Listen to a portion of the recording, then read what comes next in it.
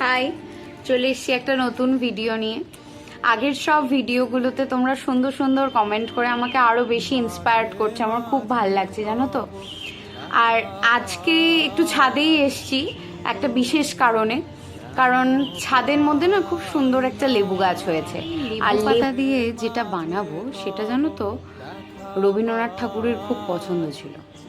আমি কথা দিচ্ছি আজকে যে পদ্ধতিতে আমি বানাবো তোমরাও যদি একবার বাড়িতে ট্রাই করে দেখো, তোমাদের সবার প্রতিদিন খেতে ইচ্ছা করবে।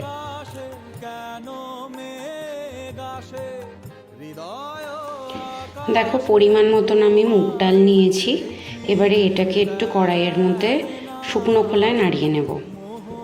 একদম আঁচটাকে লো রেখে একটু জাস্ট নাড়িয়ে নিতে হবে। একদম হালকা হালকা রেডিশ যখন হয়ে আসবে তখন সেটা আমি একটু প্রেসার কুকারের মধ্যে দিয়ে সেদ্ধ করে নেব। দেখো হালকা হালকা কালারটা চেঞ্জ হয়ে গেছে। এবারে আমি এটাকে প্রেসার কুকারে দিয়ে দেবো। আর প্রেসার কুকারের মধ্যে না আমি আগে থেকে একটু জল নিয়ে রেখেছি, যাতে এটা দিয়ে দিলে সাথে সাথে এটা ভিজে যায়। এবারে আমি এই ডালটা অ্যাড করছি। দেখো আমি দুটো কাঁচা লঙ্কা অ্যাড করেছি, না চিড়েই দিয়েছি। আর যা হলুদ দেবো এখনই দেব, রান্না হওয়ার সময় যখন কড়াইয়ে আমি এটাতে ফোড়ন দেব তখন কিন্তু আর দেব না এমনি।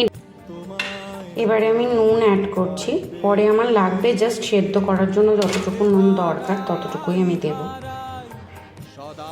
এবারে আমি এটাকে একটু নাড়িয়ে নিয়ে জাস্ট এরকম করে একটু নাড়িয়ে নিয়ে আমি গ্যাসের মধ্যে বসিয়ে দেবো। এটা আমি এখন বসিয়ে দিয়েছি, মোটামুটি গলতে 2 থেকে 3টে সিটি লাগে। তো দেখো এটা অলরেডি সেদ্ধ হয়ে গেছে, 2টো সিটি লাগলো আমার। তারপর আমি এটাকে বন্ধ করে দিয়েছি। এখন এটা একটু স্ট্যান্ডিং টাইম দেবো, তারপরে আমি এটা খুলে দেবো। দেখো স্ট্যান্ডিং টাইম দেওয়ার পর এটা খুলেছি, ডালটা সেদ্ধ হয়ে গেছে। দিয়ে আমি এটাকে রেখে দেবো, তারপরে ফোড়নের জন্য কী কী লাগবে তোমাদের সঙ্গে শেয়ার করছি। দেখো পরিমাণ মতন সর্ষের তেল দিয়ে জাস্ট একটু গরম করে নেব। দেখো শুকনো লঙ্কা আর একটু হিং দিয়েছি। এবারে অল্প একটু রাঁধুনি দেব।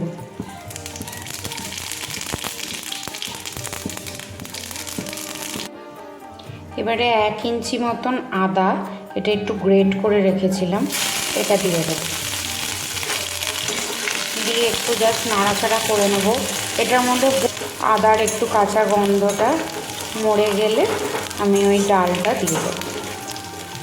এবারে এটার মধ্যে আমি যে ডালটা দেখো রেখেছিলাম এটা আমি জাস্ট অ্যাড করব। দেখি কি ভাল লাগছে বলো, আমার তো এখনই খেয়ে নিতে ইচ্ছা করছে, এত সুন্দর গন্ধ বেরিয়ে। দেখো ডাল অলমোস্ট ফুটে গেছে। এবারে আমি লেবু পাতা 4টে ছিঁড়ে ছিঁড়ে এটার মধ্যে দিয়ে দেব। এর মধ্যে আমি নুন আর মিষ্টিটা পরিমাণ মতো দিয়ে নিয়েছি, তোমরা তোমাদের স্বাদ অনুযায়ী দিয়ে নেবে।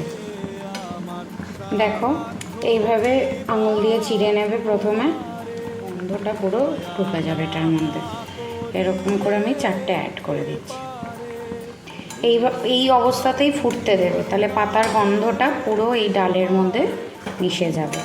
আর গ্যাসের ফ্লেম অফ করে নামানোর পরে আমি ঘিটা অ্যাড করব, তাহলে না অন্য চাইলে অ্যাড করতে পারো, কিন্তু আমি গ্যাসের ফ্লেম অফ করে ঘিটা অ্যাড করব। দেখো রেডি আমাদের লেবু পাতা দিয়ে মুগ ডাল। বিশ্বাস করো ডাল যদি খেতে ভালো হয় না, 1 থালা ভাত পুরো নিমেষের মধ্যে উঠে যায়। এবারে আমি এটার মধ্যে ঘি অ্যাড করব।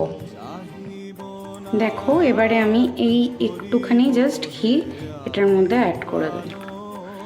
এবারে একটু জাস্ট স্পুন দিয়ে আমি মিশিয়ে দেব। দেখবে অসাধারণ খেতে হয়, একবার ট্রাই করো আর আমাকে অবশ্যই জানিও। কিন্তু আজকের রেসিপিটা কেমন লাগলো অবশ্যই আমাকে কমেন্ট করে জানিও কিন্তু। আর আজকের মতো এইটুকুই, দেখা হচ্ছে একটা পরে নতুন ভিডিওর সঙ্গে। টাটা।